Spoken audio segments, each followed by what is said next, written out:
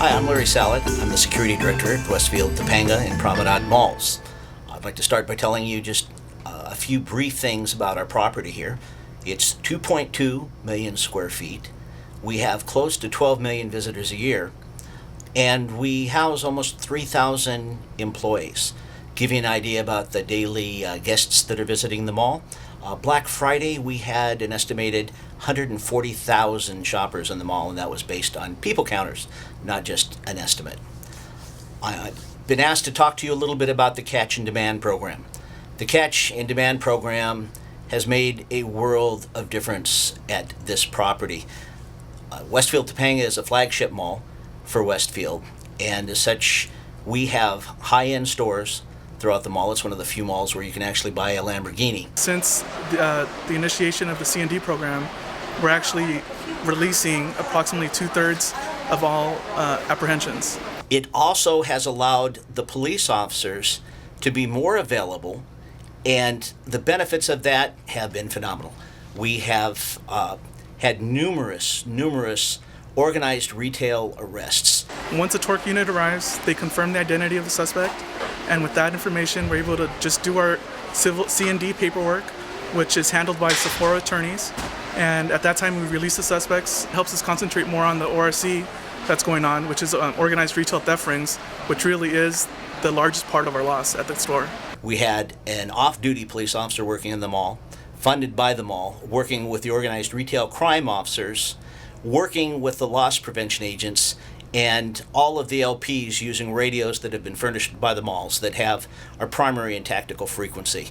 The officer observed a crime in a store that ordinarily would not have loss prevention, put it out on the tactical frequency, and in addition to the police officers that were able to respond, we had 3 major stores. Target, Macy's, and Neiman Marcus responded. It was a part of an organized retail crime that was taken into custody. It was a Colombian who spoke no English, had no identification, and a few short minutes almost got away with over $1,400 worth of cosmetics. She took one of our pink bags from our pink room and then proceeded to push fragrances into the pink bag. And luckily, there was an undercover police officer in the mall that day who had seen her or was observing her the entire time, saw what was happening, and he was able to chase her down the mall hallway as she was trying to escape. The amount that was actually recovered in fragrances was $1,500, so it's quite a big hit for us. I'm a retired motor cop, and I have come, while working here, to start looking at petty thefts very similarly to how I looked at non-injury accidents. We've gone from a $400 minimum for a petty theft and 1 prior to make it a felony, and I don't know that I've ever seen that 1 day served in the past, to now it's $950 and 3 priors. Loss prevention agencies felt that the benefit of calling the police department was that they were going to use that silver bullet and put the fear of God through the police department into their shoplifter and teach them that this is a terrible thing to do and that you would have to pay consequences.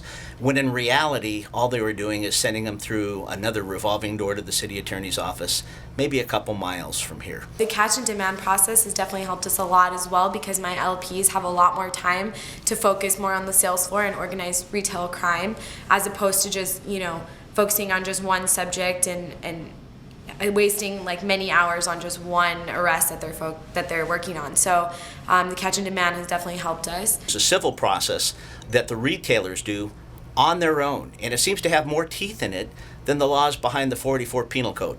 In fact, it's written by attorneys who somehow have been able to attach people's wages, affect people's credit ratings. It's a process that allows the retailer to recuperate 4 times the amount of a theft. And talk about something that gets somebody's attention. I was talking to the retail manager the other day at Macy's, and for a simple theft, they got a catch and demand release of $800. The CND program eliminates us having to prosecute or spend too much time with the juveniles, also mothers with their strollers, the individuals that steal 1 or 2 items. Those individuals with the CND program and the torque unit are able to be processed without being prosecuted. And so, which allows us to look out for the real big problem, which is ORC. We've had people from Ventura County come to us and say, we like it. On the other hand, we've had people from Northridge come to us and go, what are you doing at your property that's making your crime drop so low? Because ours seems to have skyrocketed. With the relationships we have now, a petty theft is not stopped at the lease line when we have the resources here. Instead, they contact us on our TAC frequency, the mall with the police department, other loss prevention agencies, agents within the mall. We will follow the suspect. Our store was impacted by 3 subjects that took a lot of merchandise. As they exited, they unfortunately ran from me. The footbeat unit was here, and although my directives do not allow me to chase after them, the footbeat unit was able to get them farther outside of the store and bring them back in and get them charged. If he goes to another store, we might have a commercial burglar. If he goes to a car, we have a car search. And the Topanga division is doing something I think that's revolutionary. A search of the bad guy's house, a rollback. They'll ask them, are you willing to let us consent? Will you consent to a search of your house?